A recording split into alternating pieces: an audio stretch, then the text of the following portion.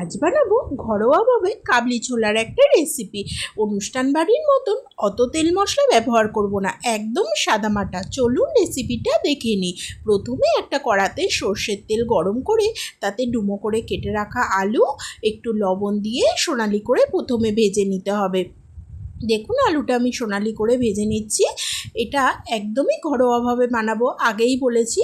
তার জন্য আমি এখানে পনিরও ইউজ করিনি।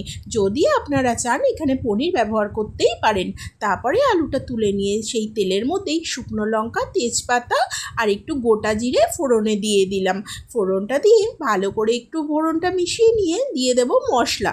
মশলাটা আমি পেঁয়াজ, রসুন, আদা আর একটা টমেটো দিয়ে আগে থেকেই মিক্সিতে বেটে রেখেছিলাম, সেই মশলাটাই দিলাম।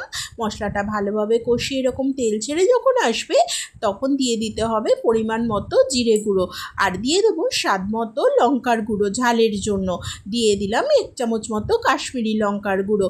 সমস্ত কিছু ভালোভাবে মিশিয়ে নিয়ে দেখুন একটু অল্প জল দিয়ে দিয়ে মশলাটা ভালোভাবে কষিয়ে নিতে হবে। তারপরে মশলা কষানোর সময় এখানে একটা টিপস বলে দিয়ে দিলাম হালকা একটু গরম মশলার গুঁড়ো। গরম মশলার গুঁড়ো মশলা কষাবার সময় দিলে না মশলার গন্ধটা অনেকটা বেশি ভালো বেরায়। তারপরে দিয়ে দিলাম ভেজে রাখা আলুটাও, ওটা দিয়েও ভালোভাবে একটু কষিয়ে নিয়ে দিয়ে দেবো পরিমাণ মতো হলুদ গুঁড়ো। হলুদ গুঁড়োটা দিয়ে ভালোভাবে একটু মিশিয়ে দিয়ে দিলাম কয়েকটা কাঁচা লঙ্কা। এখানে আমি গোটা কাঁচা লঙ্কাই ব্যবহার করলাম।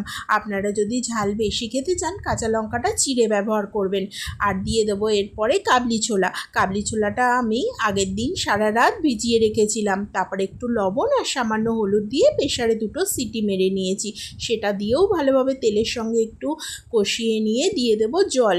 এখানে গ্রেভির জন্য পরিমাণ মতো জল দিয়ে দিতে হবে। জলটা দিয়ে ভালোভাবে সমস্ত কিছু একবার মিশিয়ে এটা ফুটে ওঠা অবধি অপেক্ষা করতে হবে। ভালোভাবে ফুটে উঠলে দিয়ে দিতে হবে সামান্য একটু চিনি, দিয়ে ভালোভাবে মিশিয়ে নিতে হবে একবার।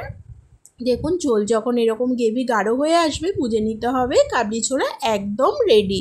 লাস্টেই একটু গরম মশলার গুঁড়ো আর হাতের কাছে যদি ধনেপাতা থাকে একটু ধনেপাতা কুচি ছিটিয়ে গরম গরম রুটি, লুচি, পরোটা সবার সঙ্গে সার্ভ করতে পারেন। খুব টেস্টি লাগবে, কথা দিচ্ছি। এরমভাবে একবার বানালে নিরাশ হবেন না। সবাই ভালো থাকবেন, সুস্থ থাকবেন।